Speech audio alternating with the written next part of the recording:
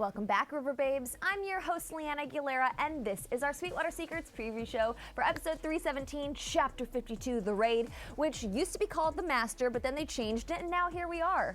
Now, today I'll be bringing you my 3 clues about our next episode and gifting you with a new interview with the lovely Vanessa Morgan, talking about the one thing we're all dying to see. Ooh, cryptic tease. But first, let's take a look back at your hisses and kisses from our Sweetwater after show for episode 316, aka the musical episode. Now, first up, we need to talk about the fact that there was a lot of love for all the songs in the musical, but 17 was by far that y'all were the one that were freaking out the most about.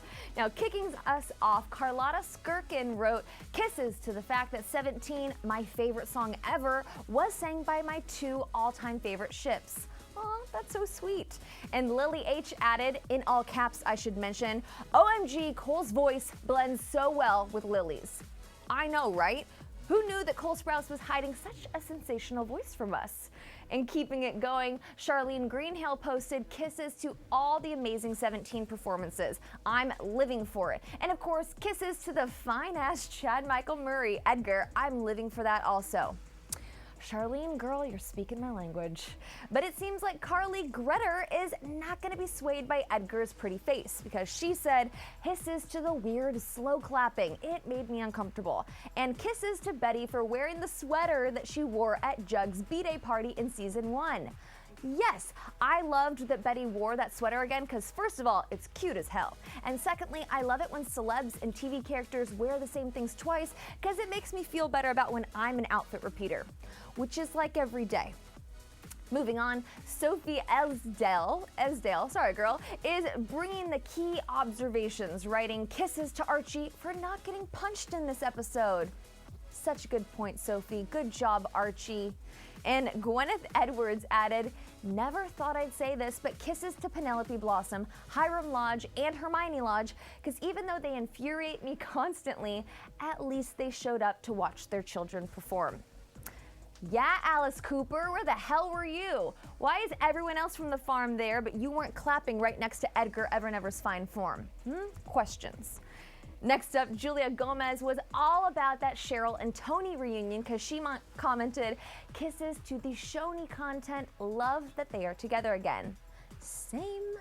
But Brian Chikwendu is having some mixed thoughts about Toni's behavior and wrote, "But that threesome thing was, I don't know how to feel about it, and now I can't erase it from my head." Yeah, I don't know about you, but I was just like awkwardly giggling during Toni's bisexual ballad. I also just love the way that Vanessa Morgan was like pointing, and the fact that the Riverdale editors added in those extra whoosh sound effects to the moment. Look, I love the fact that Toni was determined to figure out the real reasons behind Cheryl's weird behavior over these past episodes, and it was great to learn more Blossom backstory. But honestly, we're way overdue for answers about Toni's past. And Vanessa Morgan totally agrees with me. Take a look at what she said. Which character would you like to learn more about? I pick you. I would pick me myself as well. I was setting, so being here, Shoni, me. It's only because I literally know nothing about my background. Yes. Where I find I know a little bit of every other character's background. I really don't know mine or Sweet Peas or Fangs. So between our little gang, I would love to know more about like what happened to my parents. Do I have siblings? What was love like in your family? These are things that we are all wondering about as well. Have you discovered any more about Toni's background? No. Do you yourself have any ideas? Are you pitching anything to Roberto? I haven't pitched anything, that just reminds me. Maybe I should, because then they can think of, oh, let's add that in an episode. I just kind of come up with my own thing. Like in my mind, my parents are in jail. That's just kind of like how I envision it. Or maybe my dad's in jail and my mom kind of disappeared out of the picture. Maybe drugs. She is from the South Side? Yeah, but, South Side, and then so I stayed with my uncle. Yeah, that's kind of what I've been thinking. At least one or two of the parents are in jail. Yeah. Great minds.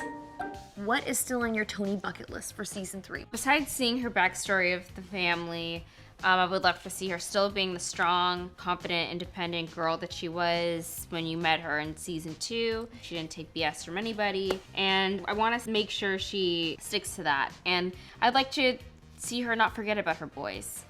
Yeah. Her OGs.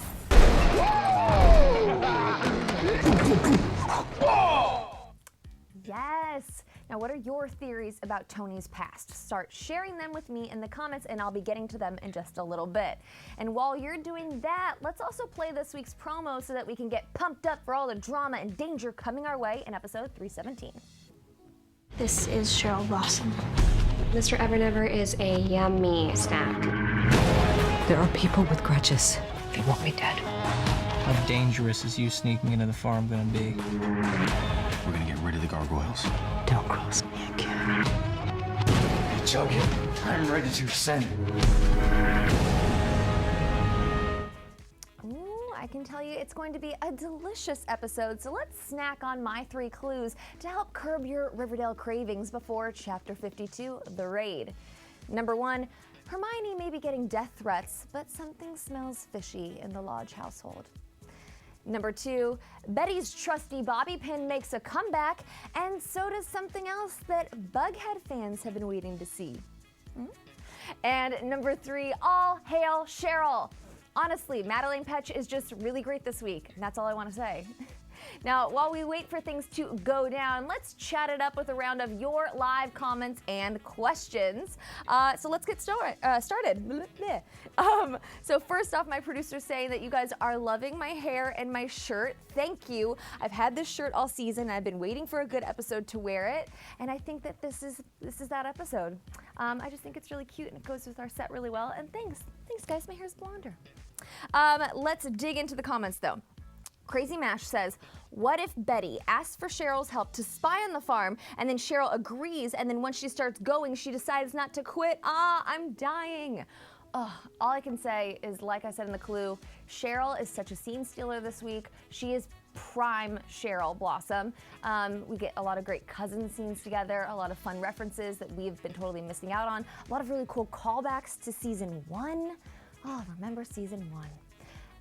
I really enjoyed tonight's episode. You're gonna like it too. Let's see. Jasmine Fairies says, I can't wait to see Chad Michael Murray and his dreamy eyes, so bad boy side as well. Oh, Chad Michael Murray is the perfect Edgar Evernever. I was not anticipating that, and I was not thinking that is who they were gonna cast. But he's great. He's equal parts eerie and endearing. So I'll leave you with that. Legend of Mario says, I think Cheryl's gonna get sucked into the farm in this episode. You guys, Cheryl is strong. She tells people what to do. They don't tell her what to do. So, I don't know. Jen Rose 95. What if Alice were to have Betty kidnapped by the farm and tries to force her into joining? I mean, Alice already sent her to Sisters of Quiet Mercy and Betty broke herself out. So if she was gonna do that again, then yeah. Alice does return this week, and she looks phenomenal. But no, I don't think she'll get kidnapped.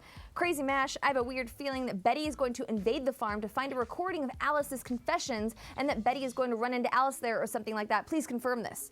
Well, I did confirm that we are getting to see Alice, and that she looks great. But that is all I will confirm for now. Gwyneth, seriously, I'm gonna be mad if Shoni breaks up. They just got back together. I know, it's been a big yo-yo Shoni ride. I'm not gonna comment on their relationship in this episode. You guys will find out, but there's not really much to tell. Let's see.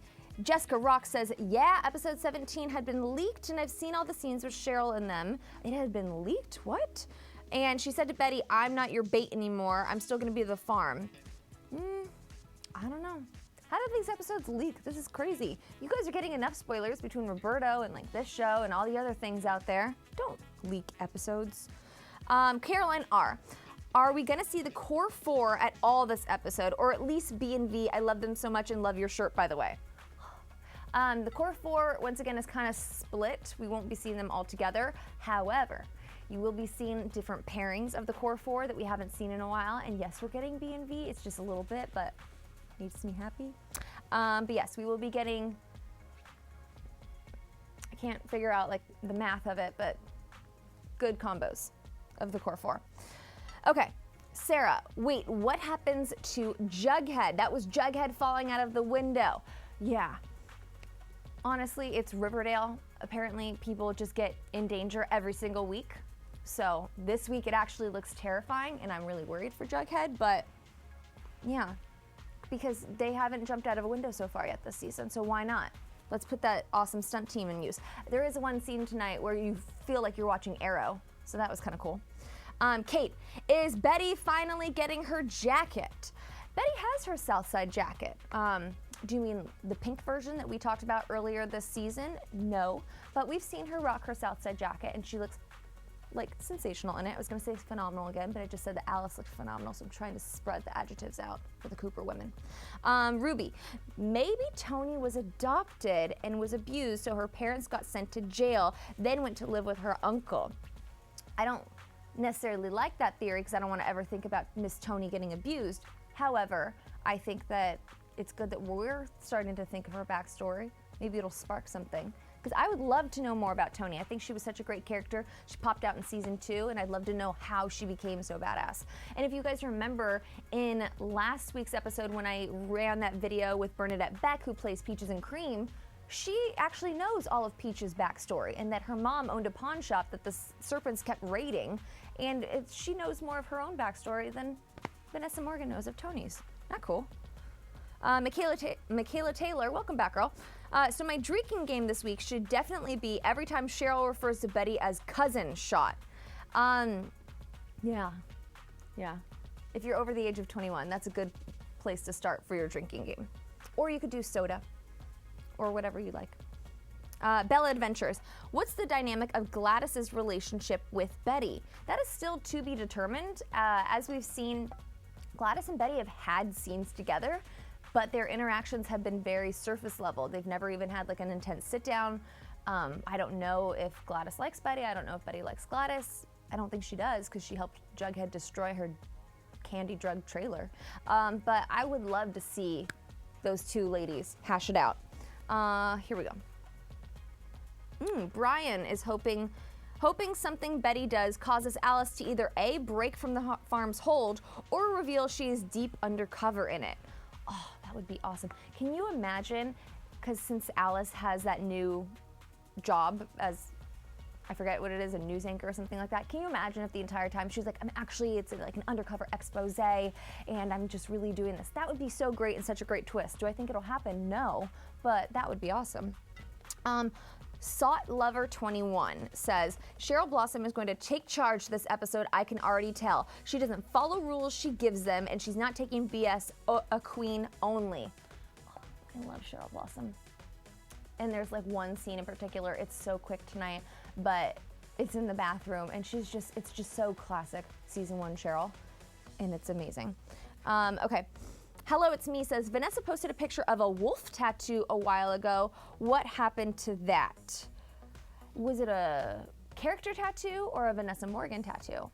I didn't know anything about a wolf character. Maybe like it symbolizes that like Toni's kind of a lone wolf or a leader of a pack.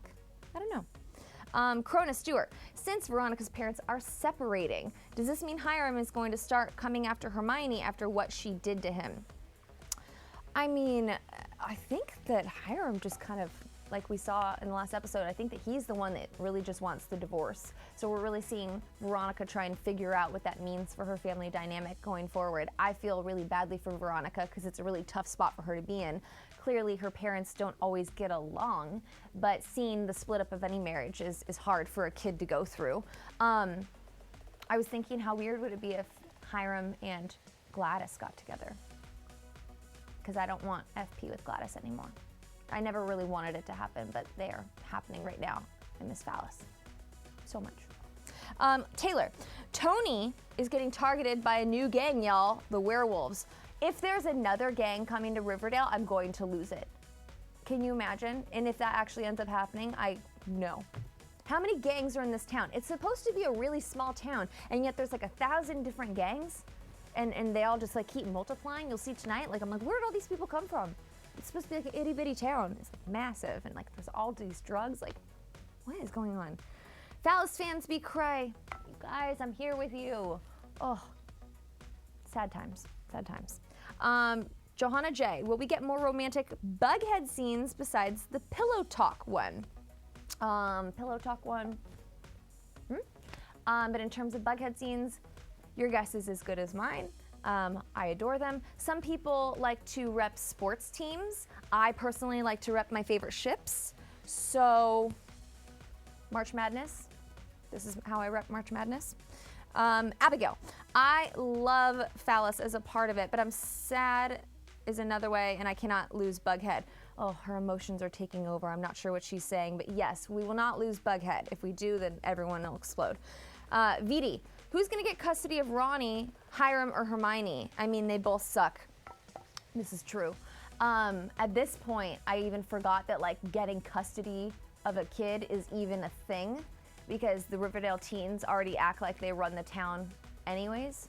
Veronica does another thing tonight where I'm like, aren't you supposed to be like 16? How are you doing this? She already like owns and operates her own like alcohol-fueled speakeasy, so I'm pretty sure she can take care of herself, but I don't know, maybe she'll emancipate herself. That's a thing that happens on TV, but not really much in real life, so there you go. Okay, we're gonna start winding it down. Let's see. Oh, you guys are sending so many good ones. Which one have we not done? Okay, so Janai says, Jughead almost dies again. Can't he just catch a break from almost death?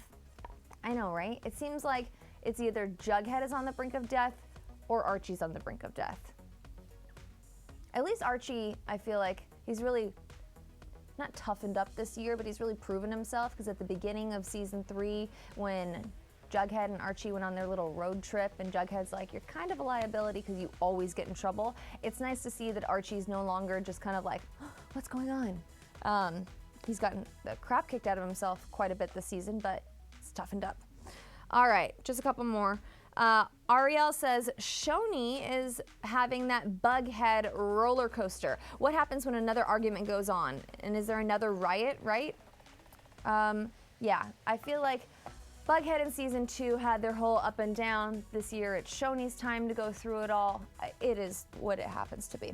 Okay, lastly, Jessica says, I love how Cheryl said, shut up, Toni, instead of saying, shut up, Heather. I just loved the musical episode. I did too. I think you guys are gonna really love tonight's episode though, and we are going to end it there. Now, thank you all so much for tuning into this week's live Sweetwater preview for episode 317, chapter 52, The Raid, and be sure to check back with me for our after show, because I'm gonna be breaking down the most shocking moment, and you definitely don't wanna miss it. But for now, please give this video a like and then hit subscribe, and then head on down to the comments to see if you can crack my 3 clues. And which questions about Toni Topaz's past are you dying to see answered? Tell me, and I'll talk to you soon, River Babes. Bye.